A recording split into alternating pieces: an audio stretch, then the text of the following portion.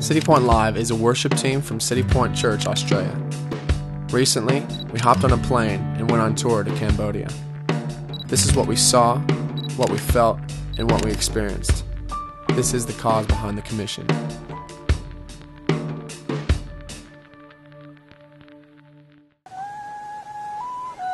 This has definitely turned out to be one of the most life-changing weeks. Our whole team is in love with Cambodia and its people, but I think everyone's head was overloaded with what we had experienced so far. It definitely stretched us and made us think outside the box that we live in, and step into their world and all that that means. A tourist could get lost in the culture of Cambodia, the way of life. The food and the shopping here in Phnom Penh is just amazing. We visited the central markets and the Russian markets, which sold you absolutely everything you could think of. You could get lost in there for hours. The strangest smells waft around every corner. Some smells you needed to move from immediately before they turn your stomach. Food of every kind, meats and seafood out in the humidity. Even delicacies such as insects and tarantulas are for sale to eat. The crew gave me the dare and I couldn't resist, and I introduced myself to the world of eating tarantulas. I must say I was freaking out a little bit, but I just had to do it. It was crunchy, a little bit like chicken, also slightly furry. Something I noticed everywhere I looked and blew my mind was the people of Cambodia. They work so incredibly hard. The level of living was so low, but they still struggled to make ends meet. Some of the housing or slum areas we visited were crazy. Shacks built from materials lying around. The conditions were awful due to the weather. It had been raining constantly and their drainage system non-existent. In one area the water was right up the front door, even the windows. People either just stayed inside and looked at us, or waded through the water that was just a breeding ground for disease and sickness due to the rubbish, dead animals and even bodily waste. Disgusting really, and quite sad to see. But it was amazing through all of that hardship. They are some of the most welcoming, friendly and happy people I've ever encountered in my life. It made me think about how we in the Western world need to take a page out of their book of life. Smile through hardship, be grateful for every little blessing, head down and work hard attitude. Nothing could prepare us for this next program we partner with. This program is like none other I have seen, and it worked at the slums by night. It sort of gave away we were in for something intense when we arrived at the organisation, only to have garbage bags tied over our shoes. It seemed funny, but I was wondering what are we in for. Arriving at the slums in our tuk-tuks, it was hard to believe what we were seeing.